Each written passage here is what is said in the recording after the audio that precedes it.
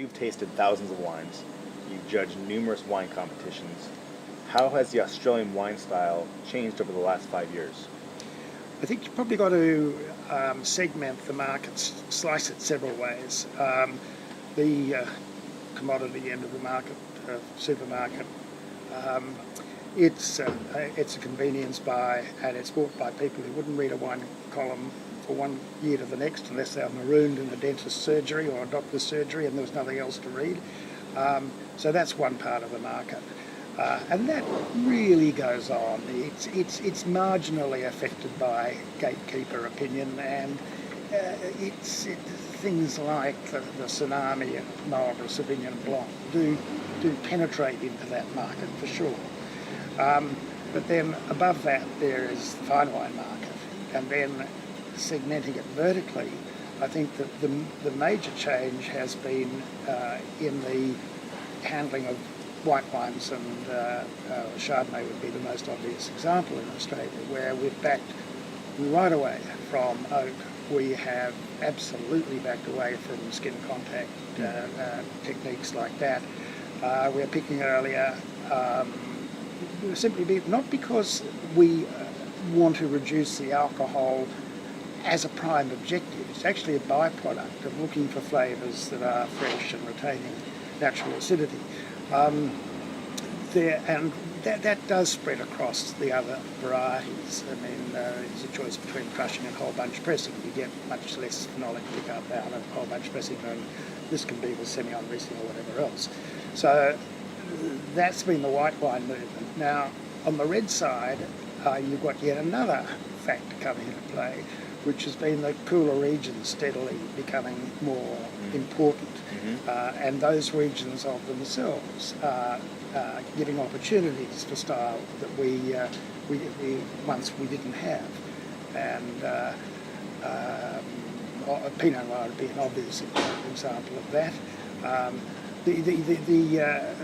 For the American readers, watchers, wine lovers, there is the big question of the 15.5, 16% Barossa Mack trucks, the big V8 roaring down the highway with triple deckers and whatever.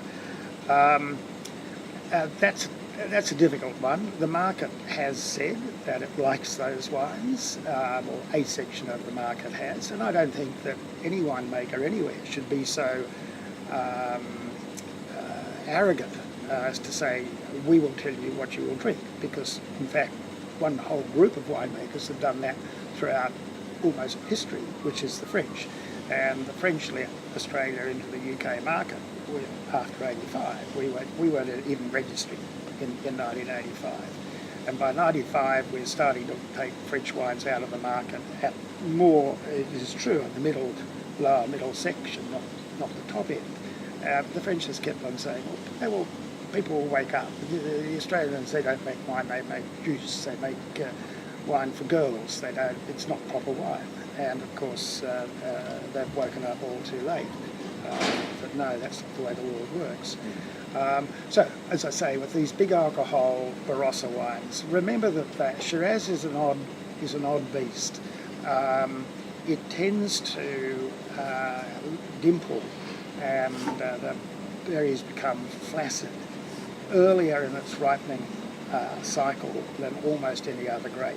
Sure, if you've got hot weather and the vines are thirsty and you've got grapes that are largely filled or largely ripened, the vine will simply regard them as a convenient water source and will rip moisture out of the berries. It doesn't get out into the atmosphere, it goes back into the vine. So certainly Barossa winemakers say, look, some of them who make wines plus a 15% say these are coming from old vines. They have tremendous depth of flavour, they have tremendous depth of colour, and we only get what we regard as balance at those high alcohol levels. However, even there is now a move back, and some quite beautiful wines are being made at the very modest levels of 14 and a half. Yeah, it seems, I don't think I've tried a wine over 15% yet, and it does seem that there is the alcohol is coming back a little bit. There's a little more style, and it seems to be a collective effort or a consistent message I've heard from a number of winemakers is that we reduce the alcohol, pick a little bit sooner, but they still have the acid, more refinement. It goes with food. It doesn't give it a roundhouse kick. Quality across the board of Hunter Shiraz has just improved. I mean, the Semillon's always been great, and they're now also doing some amazing things with Chardonnay, with an end alcohol of around 13, 12.5, 13. Those things taste like they come from a cool climate. They've got great fruit and citrus and a lot of the cool climate characteristics. That's right, keeping the natural acidity there. That's right.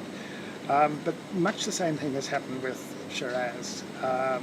It used to be that there were just a few magnificent Shirazes. You go back, way back in history, with Maurice O'Shea, and wines that he made in the 30s, 40s and 50s, which are, if you can find them, they are extraordinarily difficult to find, and truly there are probably down to 100 Do you bottles. have any? I have one or two left. We'll be over after this is over. Go raid the cellar. At one stage I had quite a few, but look, it's better I drink them than someone does after my ashes have been scattered, so I never regret having drunk a good bottle, that I can't replace. Yeah.